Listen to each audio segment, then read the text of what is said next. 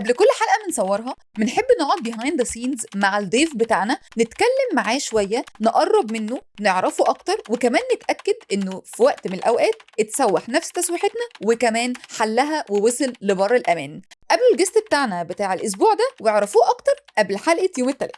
كملت نفس الطريقه، فشلت، احبطت، سبت الفريلانسنج كذا شهر علشان اعرف اجيب الشغلانه. كنت بقلل سعري يكون اقل سعر على الموقع كله. بدات اعمل فلوس شهريا بعد 3 سنين في المجال، بس انا بدات اقول على نفسي فريلانسر بعد 5 سنين في المجال ده. في واحد امريكي قعدت اعيد له نفس الشغلانه تقريبا 20 مره، وفي الاخر قال لي هو انا مستمتع جدا ان انا بعلمك ازاي تكتب، عشان كده بخليك تعيد اي حاجه تجيب فلوس. يلا بينا. اولا ان انت بتقبض بالدولار. الصراحه الفلوس بتتكلم في المواقف دي عشان ما حدش فاهم احنا بنعمل ايه. والله انا بشتغل في اي وقت انا عايزه وانا مدير نفسي وبعمل فلوس بالدولار. يعني ايه اللي اكتر من كده حلو؟ يعني فلوسها حلوه قوي لدرجه ان انا مش عايز اقول ان هي حلوه عشان المجال ايه ما يتمليش. يعني فريلانس خلينا كلنا اغنياء الحمد لله.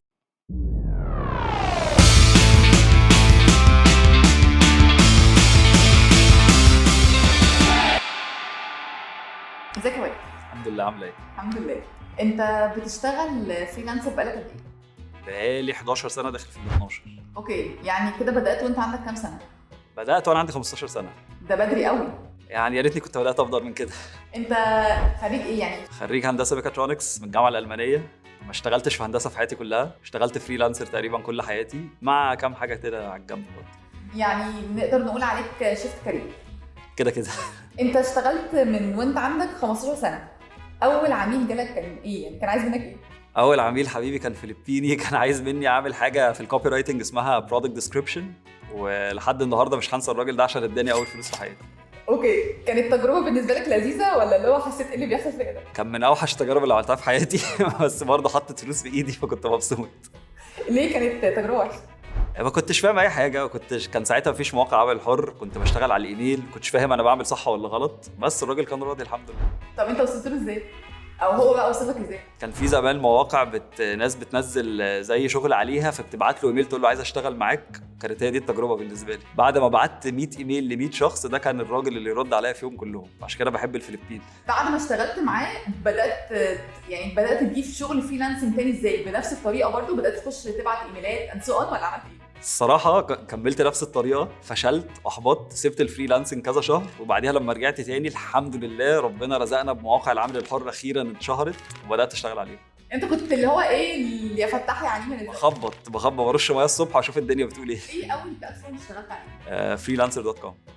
جالك عميل بعد وقت قد ايه من لما عملت؟ للاسف بعد شهرين من لما عملت الاكونت. كنت بدفع فلوس من جيبي عشان خاطر الاشتراك، ولكن الحمد لله عرفت اجيبه. حلو. اول عميل جالك من فريلانسر كانت ايه؟ كان راجل هندي، ويعني الهنود ناس كويسه الصراحه. كنت علشان اعرف اجيب الشغلانه كنت بقلل سعري يكون اقل سعر على الموقع كله، فكنت باخد فلوس ما بتتعدش اساسا على الايدين، ولكن كان هدفها ان انا اعمل اسم لنفسي. ما كنتش خايف ان يقولوا لك بقى انت بتضرب الاسعار بقى واسعار السوق يا ابني ده وهم الناس بتالفه علشان خايفين يقللوا سعرهم. مفيش حاجه اسمها كده. مفيش حاجه اسمها ان انت بتضرب سعر السوق. مفيش اي حاجه اسمها انت بتضرب سعر السوق. دايما بتلاقي عميل عايز السعر بتاعك على حسب هو من انهي بلد. يعني ده معناه انه لو عميل عنده استعداد ان هو يدفع فلوس كتيره لمثلا حد اكسبيرينس 8 سنين، فهو مش عشان انت ضربت السعر وبقالك سنه بتشتغل هينزل يشتغل معاك. العميل بيبص على 3 حاجات، حاجه من ال3 هي السعر، ودي حاجه مهمه جدا في بلاد معينه. لو انت بتكلم عميل هندي طبيعي كل ما تقلل السعر كل ما يختارك حتى لو جودتك بتقل معاه، انما لو انت مع عميل خليجي مش فارق السعر. ايه الشغلانات اللي انت اشتغلتها فريلانس؟ حسيت بما ان انت شفت كارير فانت جربت مليون شغلانه. هو انا مجالي الاساسي هو الكوبي رايتنج، كتابه المحتوى عامه. اكتر حاجه كنت بعملها الارتكل رايتنج، ان انا اكتب مقاله في مجله اونلاين او في جريده اونلاين. كتبت اخبار كتير قبل كده، كتبت دراسات قبل كده في الطب النفسي، ودي كانت حاجه انا مش بنصح اي حد يعملها لو هو مش دارس وكانت من اكتر الحاجات اللي بحبها لما بكتب دراسات ليها علاقه بهندسه، عشان اخيرا استخدمت المجال اللي انا اتعلمته في حياتي في اي حاجه. طب ما فكرتش مرة انت تبقى كوبي رايتر متخصص في الحته بتاعت الهندسه، ولا انت مش بتؤمن بالتخصص؟ مش بؤمن بالتخصص، اللي بيجيب فلوس هو اللي احنا بنشتغل فيه. اي حاجه تجيب فلوس يلا بينا. انا بحب الفلوس قوي الصراحه يعني هكدب عليكم جايين ناكل عيش يعني انت لو في شغلانه بتحبها بس بتدخلك فلوس قليله، شغلانه ما بتحبهاش بتبقى كاره نفسك وانت بتشتغلها بس بتجيب فلوس كتيره. بعمل الاثنين وباجي على نومي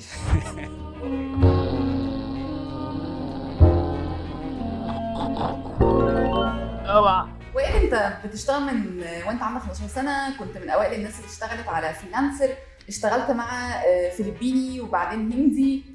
اتكعبلت كام سنة لغاية لما قدرت تقول على نفسك انه جماعة انا فريلانسر، يعني تقدر تبقى ملو هدومك كده وتقول جماعة اشتغل فريلانسر؟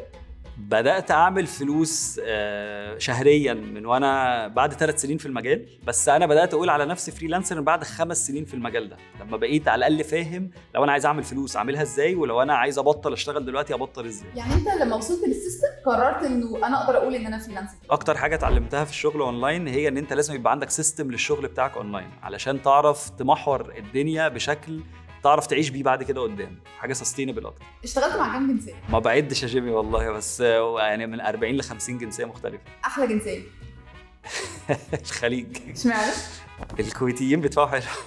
بس المعامله ايه؟ الخليجي مش فارق له الجوده ولا فارق له السعر، فارق له السرعه في الشغل، ودي كانت حاجه بالنسبه لي. امبارح انت خد بالظبط كده، وانا احسن حاجه كنت متميز فيها هي كانت السرعه بتاعت شغلي، هو عشان كده لقينا بعض وحبينا بعض. طب اصعب عميل غير طبعا الفلبيني بتاع اول مره؟ امريكان. اشمعنى؟ في واحد امريكي قعدت اعيد له نفس الشغلانه تقريبا 20 مره، وفي الاخر قال لي هو انا مستمتع جدا ان انا بعلمك ازاي تكتب عشان كده بخليك تعيد، فطلعت اجري. حضرتك يعني انا مش جاي اتعلم. انا كنت عايز اقول له والله يعني بس خدت الفلوس الحمد لله بالله. طب في خلال الفتره دي كلها ايه اكتر مطب وقعت فيه ما كنتش متخيل انك تطلع منه ودلوقتي بتقول للناس خد بالك هتقع هنا؟ فكره ازاي هتسحب فلوسك بعد ما بتعملها اونلاين دي من اكبر المشاكل اللي كانت موجوده ساعتها اكتر من دلوقتي، وما زالت لحد النهارده ناس شايفه ان هي معضله كبيره جدا بتخليك اصلا مش عايز تبدا تشتغل. هو انا ازاي هسحب فلوسي؟ ايه الحاجه اللي خلتك مستمر في الفريلانسنج لغايه دلوقتي؟ عايش بشتغل الحاجه اللي انا بحبها، بعمل الحمد لله فلوس حلوه ومرتاح. فالراحه هو الهدف بتاعك؟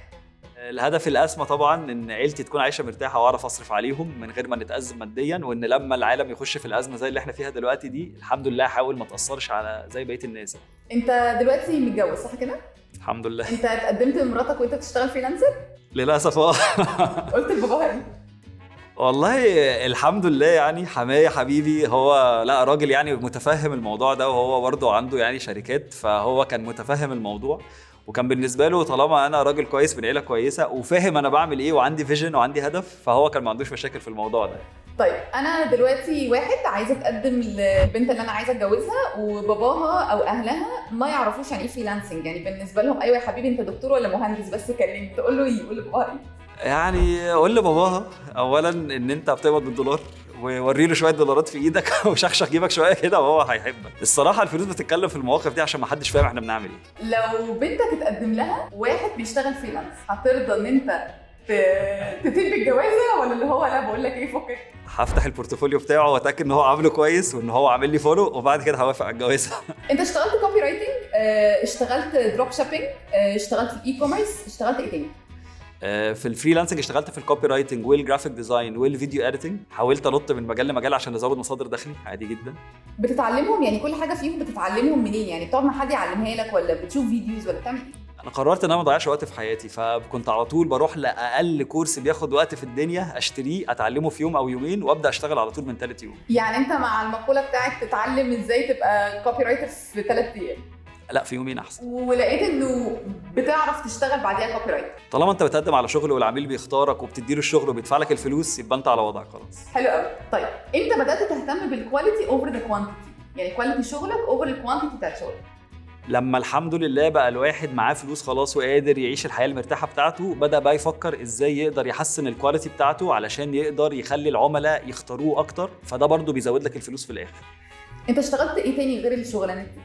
زي ما قلنا اي كوميرس، التجاره عامه، دروب شيبينج مجال لذيذ جدا. دروب شيبينج بكل بساطه لو انت عايز تخش في التجاره الالكترونيه بس انت ما عندكش منتج بتاعك، فبتجيب منتج من عند مورد وبتسوق للمنتج ده، واول ما البيعه بتيجي بتبيع المنتج وتورد الفلوس للمورد. وفلوسها حلوه ولا يروحوا يشتغلوا حاجه تكنيكال احسن؟ يعني فلوسها حلوه قوي لدرجه ان انا مش عايز اقول ان هي حلوه عشان المجال ايه ما يتمليش. يعني انا نصيحتي الاولى والاخيره دايما لو عايز تبدا انك تعمل فلوس ابدا من الفريلانسنج. العمل الحر حاجه هتساعدك انك تتعلم خبره معينه مش موجوده عندك، وهي ان انت تبدا تعمل فلوس اونلاين، ودي اهم حاجه انت محتاج تتعلمها في الوقت ده. ايه المهنه اللي يقوم يشتغلها دلوقتي وتطلع له اكسترا ماني؟ مفيش اي مجال في الفريلانسنج اسمه اسهل مجال او اكتر مجال بيجيب فلوس او المجال اللي سهل اتعلمه او اللي عليه طلب. لازم تختار المجال اللي انت شاطر فيه علشان خاطر العميل يختارك وعلشان تبدا تعمل فلوس منه.